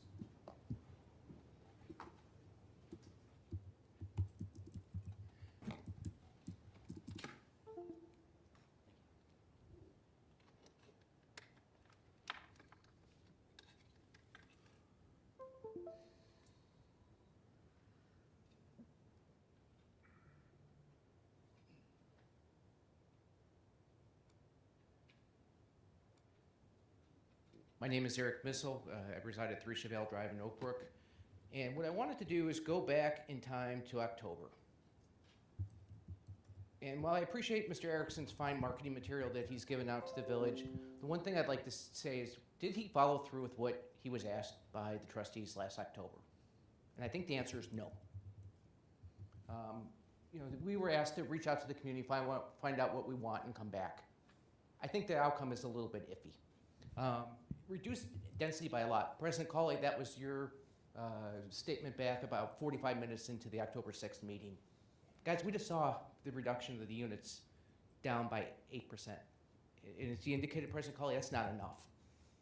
And we don't want a similar project and similar relief sought. Guys, this is the same project, slightly modified. As we look at it, it's a 6 to 8% reduction on the big building. If you want to look at it units, it's 6%. It's 8% if you look at it on square footage. You know, my opinion is it should be at least 33% for a reduction. You know, a lot's somewhat. How did you come to that? Is there any methodology you used to come to that? Well, I would consider a lot anything over a third. That was my logic. Okay, all right. That works for me. So let's look at the building. I want to put things in perspective how big this building is. The residents have nicknamed this the IKEA building. And the IKEA building is, on average, 320,000 square feet. The 308,000 square feet being proposed here is 3 times the size of a Home Depot or Lowe's store. Okay, I repeat that. That's 3 times the size of a Lowe's or Home Depot store, what we're looking to put at Ogden and Adams. That's nuts.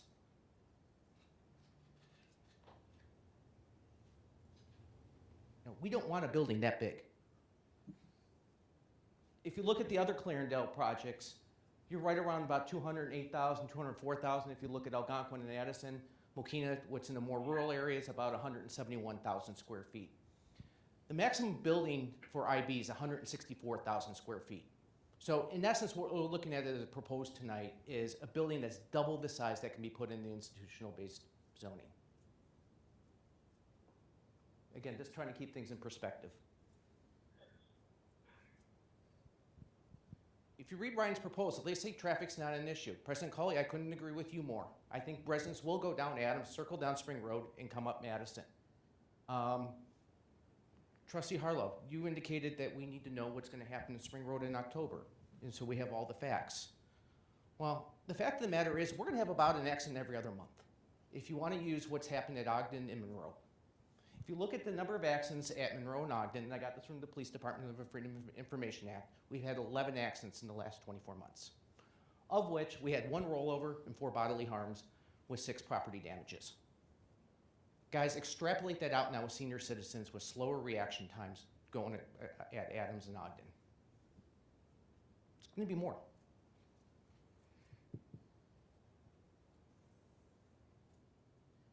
Let's look at the other Clarendale properties. Take a look at Addison. That's basically in a shopping center next to a movie theater, right at roughly Lake Street and 355. If you notice, there's a stoplight there. It's not around a residential neighborhood. You go look at the Algonquin property. That's self-contained. Now, granted, you do have residential neighborhoods around the property, but it's self-contained and it exits right onto a main traffic artery on Algonquin Road. If you go down to Mokina, highly rural, you see a lot of farmland around there. Direct exit right on the Wolf Road. The proposed project that we're looking at tonight does not do any of that, while their other 3 properties do. Now, one of the things that came up in the October meeting was come back with a solution. I was the one that came up with, we need to have the entrance to this property on the west side, right next to the entrance ramp to Ogden by Route 83. Self-contain this property and keep it off of Adams. Trustee Banky, you indicated that. Now, I know that there's challenges with IDOT, but if you think about it, we could utilize the stoplights. You move the stoplight back about roughly 150 feet from where you're on westbound Ogden and use that. You would have a dedicated left-hand turn lane into that property, and you could sync it with exit ramp coming off of 83 South, so you're not extending more delay times on Ogden Avenue and not adding to congestion or waiting times. Here's what it will look like from a drawing. That's the answer to traffic here. We don't need a middle lane. We need a stoplight. And if you want to keep traffic off of Adams, it's got to go directly from Ogden into the property.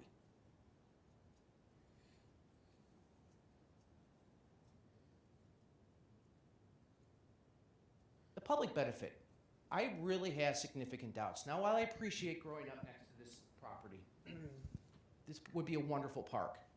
But the reality is, I think this is really more of a public subsidy rather than a donation. Let's think about who's going to be using this land. Probably the residents of the Sinsdale Senior Residences. Did Ryan offer to take care of this property? That burden is being shifted to the village. We had concerns about that in October. We should have concerns about that now. Let's look at flooding. We talk about how we're going to increase the flooding. The fact of the matter is there's a big flood zone sitting right by the IBLP building in that IB zoning. You can see the FEMA flood map at the top. That's the aqua blue, and there's the current IBLP building. In essence, what Ryan is proposing is moving that flood water adjacent to our house on Chevelle Drive and claiming a public benefit. That's so they can build on it. That's not public benefit, that's for their benefit.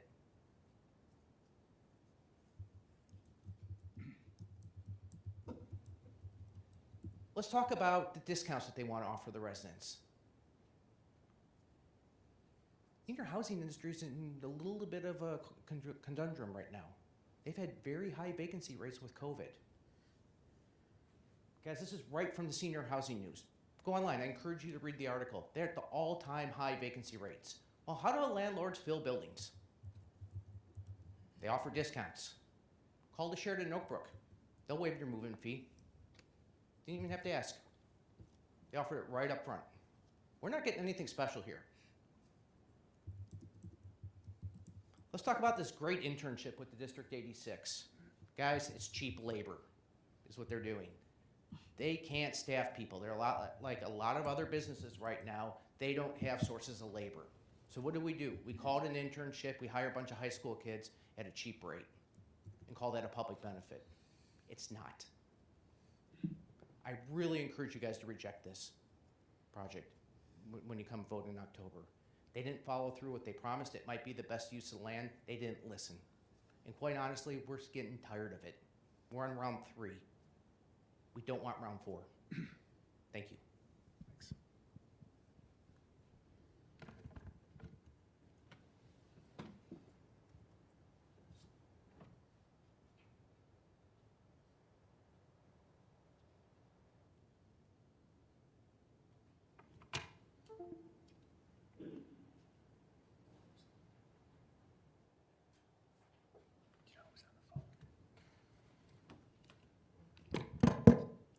My name is Armando Travelli. I live at 522 on Bonnie Brae Road in Hinsdale, and I lived there for 49 years. I would like to add 2 things to what Eric just said. Number one, I agree with President Colley that a third lane from Adams into Ogden would help the traffic problem at Ogden and Adams. But if you look at that intersection, there is another problem. People driving on Ogden, going east and trying to get into Adams, need to make a left turn lane, a left turn. And that is an almost impossible turn, almost as difficult as making a left turn coming from Adams. The only way to solve that would be to also have a third lane on Ogden, but that would be very expensive. I've been told that it is possible, but also it will require IDOT approval. So that is something that would need to be added to the changes that would be needed to make an improvement at the Adams and Ogden intersection. The other point is that I heard many times, and from several of the trustees, mention of the great advantage that would come to the schools from having a development that will pay taxes to the schools without adding burden to the schools, because no children will come from there. But I would like to remind you that there is a double edge to that sword, because to have a large fraction of the population, large population, that is not involved in the schools, means also that if there is a referendum or a request for additional funding to support the schools, you can count on those residents to vote against that referendum because they're not invested. They don't give a damn about the schools like instead someone who is a normal resident would. So it could be in the future something that you would come to regret. Thank you. Let me ask you a question. If there was a 20 to 30% reduction in density, and we were able to solve the Adams-Ogden intersection problem, however, would you still be opposed to the project? I don't think I would, and probably also the other people would not. But that depends on individuals. Some Right. people Okay. may still be Thank you. against it. Okay. Thank you.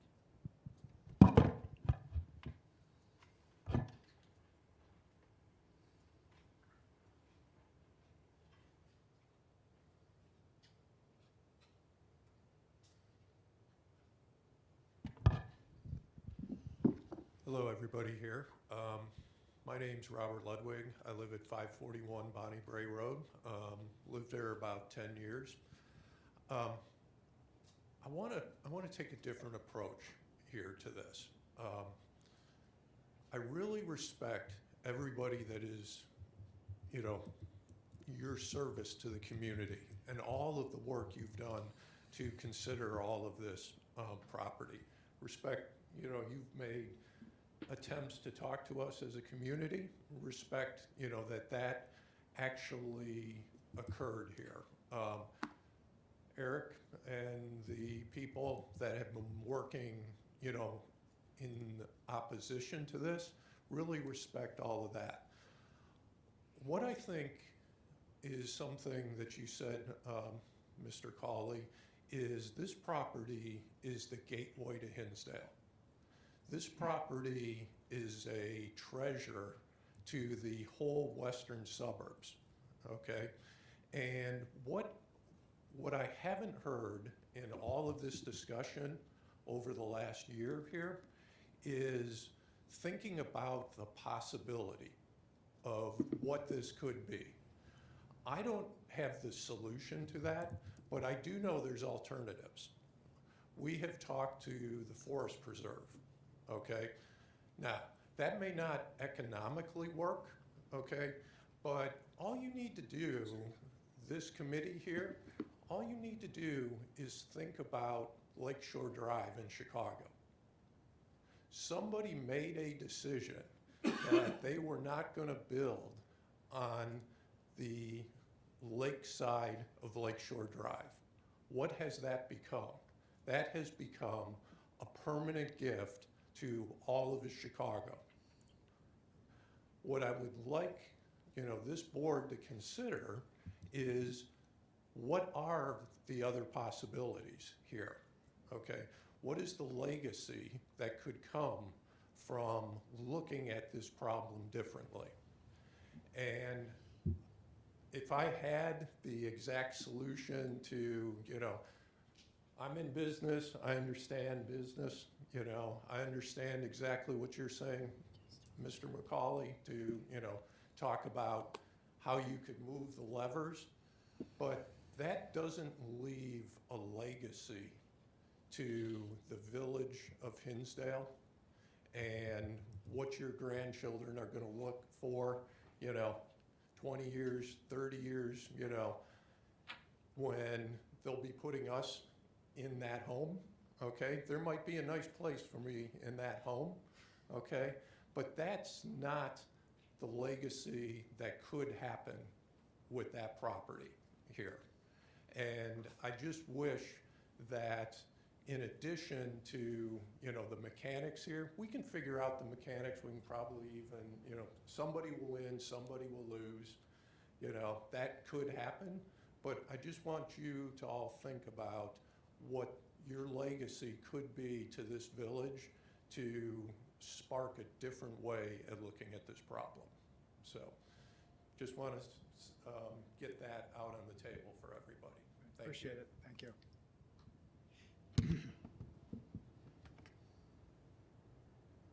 Anyone else? Yeah.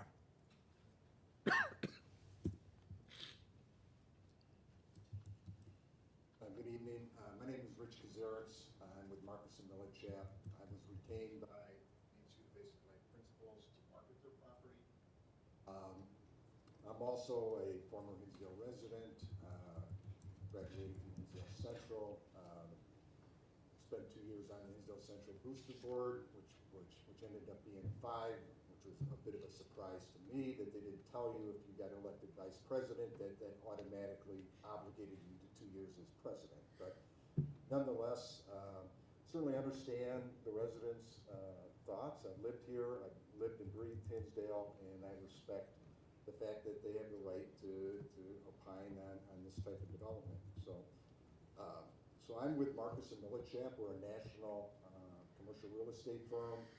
I've been a director and senior associate with Marcus and Millichap for 6 years. I've been in the land development business for 32 years.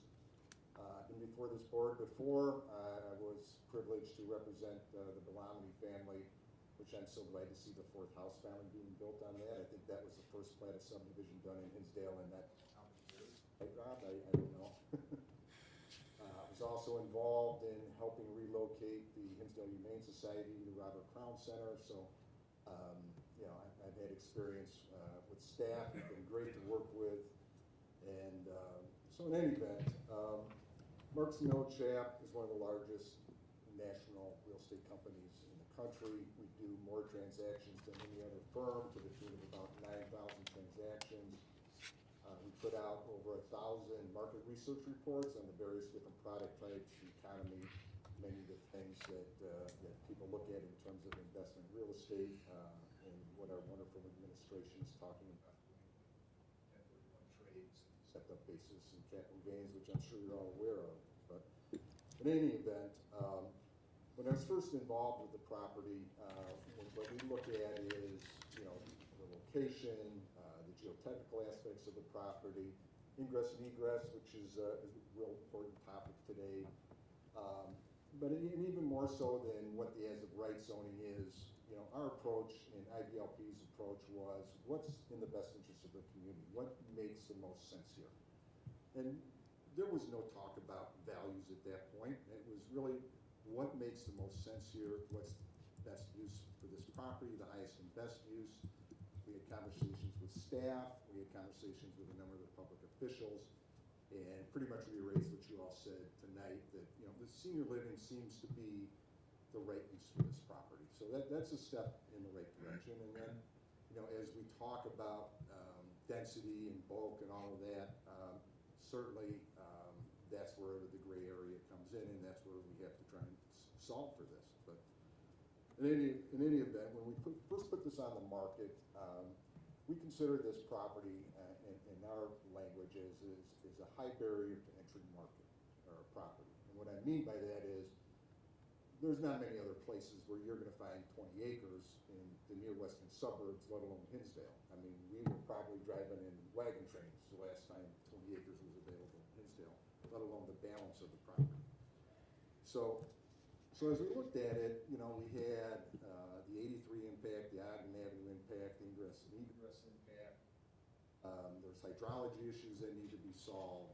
And so as we talked, it steered us towards this type of use. And while we didn't limit our marketing to just senior housing, we had multiple offers from office developers, apartment developers, medical office developers, you know, commercial retail developers offering lots of money to be there, and we steered them away.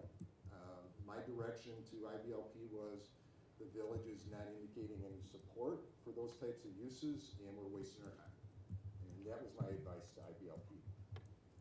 And so we embarked on the senior living project, and we had 12 offers from multiple different senior developers. Each one of them I interviewed individually. Some were local, some not local. Some I didn't have the comfort level that they had the approach that I knew Ryan had, having worked with Ryan in the past. They're very consumer-centric. They listen to the board, they listen to the residents. They've made adjustments in order to be more compatible, but there's some things that you can fix and there's some things that you can't fix, and that's where the tough part comes. I counsel numerous communities on land use. I counsel numerous communities on their concept plans, because most of them haven't done anything with them in 30 years. And there's been a number of events that really have an impact on how we work, how we live, how we play. You know, from the 2008 downturn to the pandemic, it's had a huge impact. And we're all getting through it, but I think I would like to offer my thankfulness that you all are considering, you know, the type of use that we're looking at here, because I think the market is demanding it.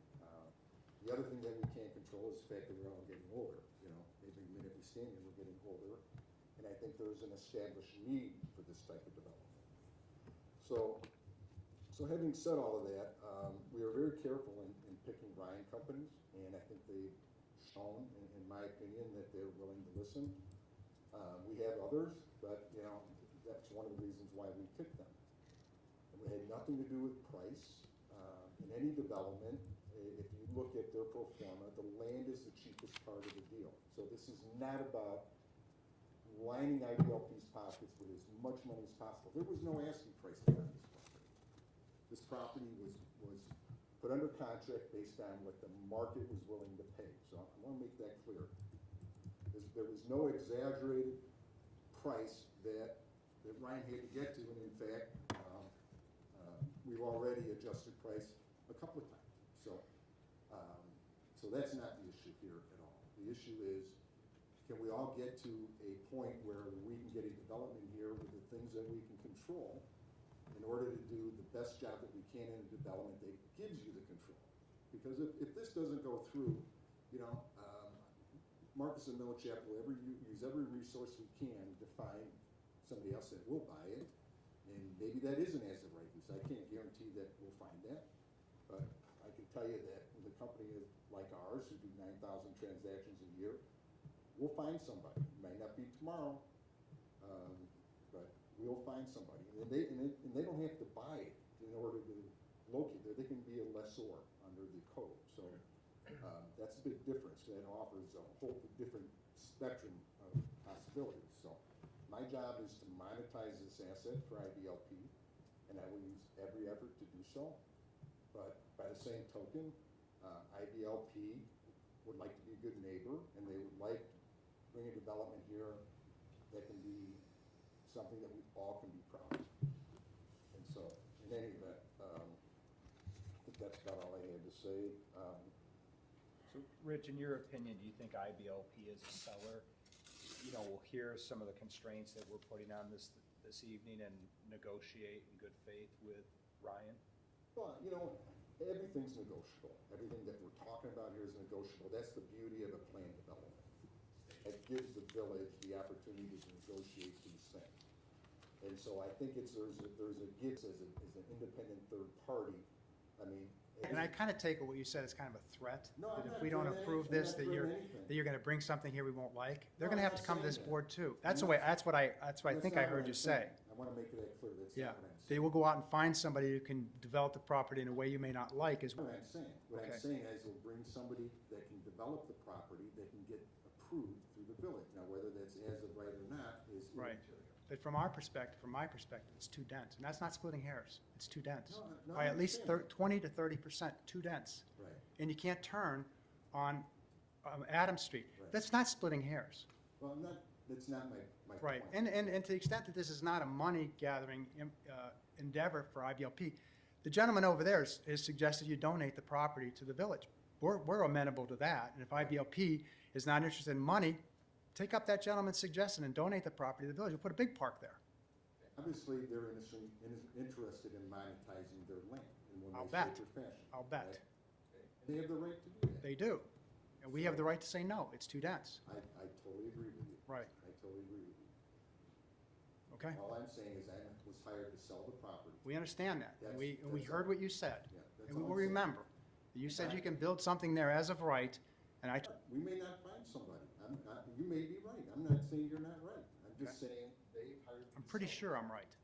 Yeah, you could be. You could be. But in any event, that's what my job is to sell the property. Got it. And whatever direction that you've given us, that's what we'll do. I have no problem with it. I would like to see this go through. Right. Direction is it's too dense. I understand. Okay, that's, Right. I mean, that's up for you and Mr. Erickson to come to some agreement on. But we've been patient, IBLP's been patient, they've stuck with us and they've. We've been patient too. We said it was way too dense, and it came back with something that was only a little less dense. So we've been patient too. Right. Got to move a little further. I hope so. Right. Okay. I'm here to answer any other questions if there are any. Okay, thank you. Thank you. Other residents? Okay, thank you. That takes us to the consent agenda. Who had the accounts payable? I have the accounts payable.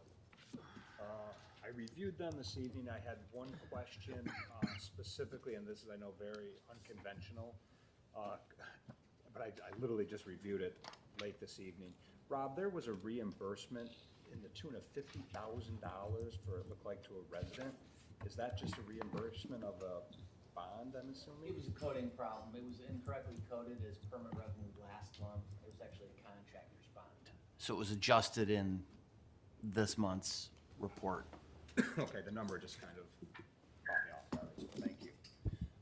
With that, I found everything else to be in order. As such, I will make a motion for approval and payment of the accounts payable for the period of June 14th, 2021 to July 9th, 2021 in the aggregate amount of $1,200,315.48 as set forth on a list provided by the village treasurer, of which a permanent copy is on file with the village clerk.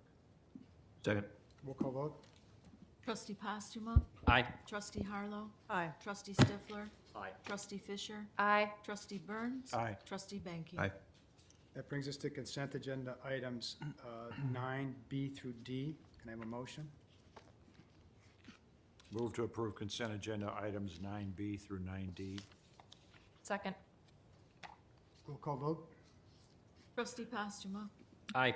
Trustee Harlow? Aye. Trustee Stifler? Aye. Trustee Fisher? Aye. Trustee Burns? Aye. Trustee Banky? Aye. Okay, back to you, Matt. All right, this is item 10A, second read.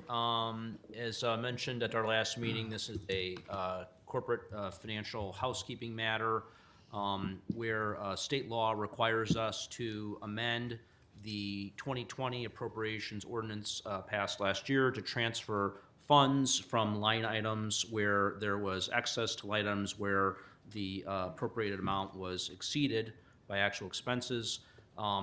The movement is all within the department, has no impact on village budget, and the only item where the total was exceeded was with the foreign fire insurance fund, which had adequate fund balances to cover the excess. So unless there are any questions, I will move to approve an ordinance authorizing transfers of appropriations within departments and agencies of the village. Second. Roll call vote. Trustee Postuma? Aye. Trustee Harlow? Aye. Trustee Stifler? Aye. Trustee Fisher? Aye. Trustee Burns? Aye. Trustee Banky? Aye. Did the Rainbow people stick around? No, they will be back for the August 10th meeting. Okay, I appreciate them, because I didn't know how long we'd go tonight, so I tell them I appreciate that. So, you said they're gonna be back for the August 10th? Yes. Yeah, because I didn't know how long this was go, I'd asked them if they could come back for the next meeting.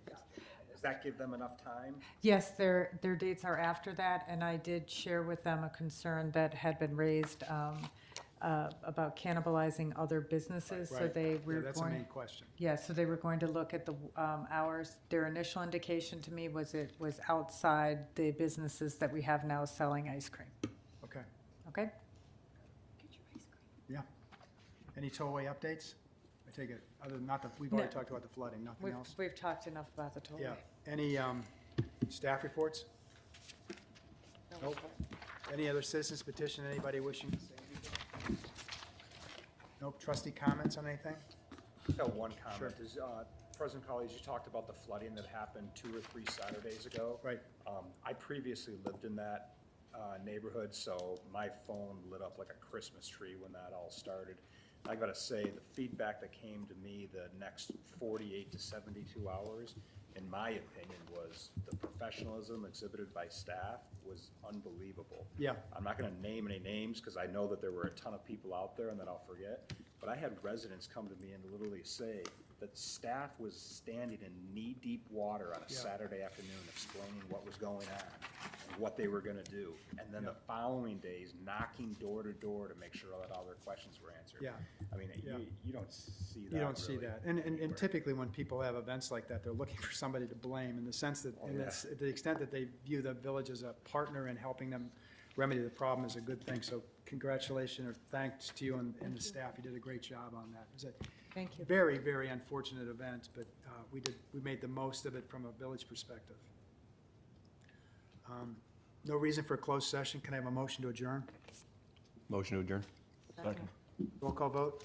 Trustee Postuma, Aye. trustee Harlow, Aye. trustee Stifler, Aye. trustee Fisher, Aye. trustee Burns. Aye. Trustee Banky. Aye. Thank you. Thank you. Thank you.